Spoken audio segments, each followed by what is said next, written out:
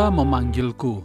Bagian kedua. Saya menjalani hari-hari seperti biasa sebagai seorang kepala keluarga dan pekerja di sebuah perusahaan kayu. Pergumulan untuk mengambil keputusan apakah akan menyerahkan diri menjadi hamba Tuhan atau tetap meniti karir di perusahaan masih belum berakhir. Dukungan dari keluarga yang mendorong agar saya mengambil langkah iman untuk mengambil kuliah teologi, saya abaikan dan tidak menganggap hal tersebut sebagai tanda dari Tuhan. Saya ingin orang dari luar keluarga yang mengatakannya dan mereka bukan orang Kristen. Beberapa waktu setelah doa meminta tanda tersebut di tempat kerja, ada seorang teman yang mendekati saya saat istirahat siang. Dia meminta nasihat mengenai pernikahannya yang hampir hancur. Dengan berbekal ingatan tentang pernikahan Kristen yang masih melekat oleh karena pernah mengikuti seminar-seminar keluarga, saya memberikan nasihat sebisanya. Mendengar apa yang saya sampaikan, ia memberi komentar bahwa cara saya menasihatinya seperti seorang pendeta. Lalu ia menyambung dengan kalimat, "Kok kamu nggak jadi pendeta saja, Mas?"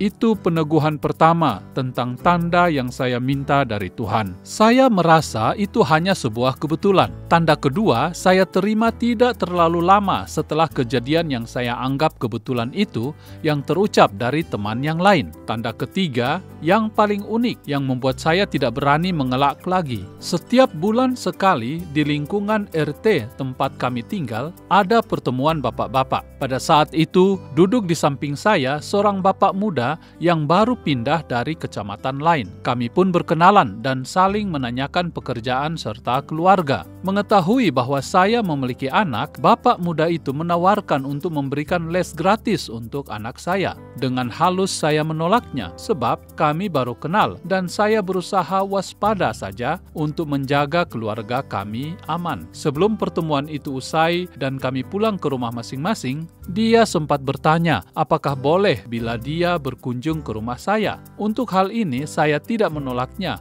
karena saya pikir hanya basa-basi. Tetapi selang 2 minggu kemudian saya terkejut karena tetangga baru itu benar-benar datang berkunjung. Tentu saja saya tidak bisa menolaknya. Dalam kunjungan tersebut kami berbicara lebih banyak, bahkan dia sempat menanyakan kepercayaan saya. Saya pun mengaku bahwa kami sekeluarga adalah orang Kristen dan mungkin saat itu kami satu-satunya keluarga Kristen di kampung tersebut. Mengetahui perbedaan iman tersebut, ia mulai bertanya beberapa hal terkait iman Kristen. Berbekal pengetahuan Alkitab seadanya, sebagaimana umumnya orang Kristen awam, saya menjawab dia. Tidak hanya hari itu dia datang. Di malam yang lain, sesudahnya, dia datang 2 kali lagi karena berusaha meyakinkan saya tentang imannya. Ia menjelaskan begitu rupa tentang agamanya dan berusaha menggoyahkan iman saya kepada Tuhan Yesus. Ia menanyakan konsep Allah Tritunggal. Yesus hanya manusia dan tidak lebih dari seorang nabi dari sudut pandang agamanya, serta beberapa pertanyaan lain yang bentuknya serangan terhadap iman Kristen. Di pertemuan ketiga itu, saya memberikan kepadanya sebuah Alkitab. Saya merasa penasaran juga tentang dia dan mulai mencari tahu dengan bertanya kepada tetangga dekat. Dari mereka, saya tahu ternyata dia adalah anggota dari sebuah lembaga dakwah di agamanya. Tidak heran jika dia cukup militan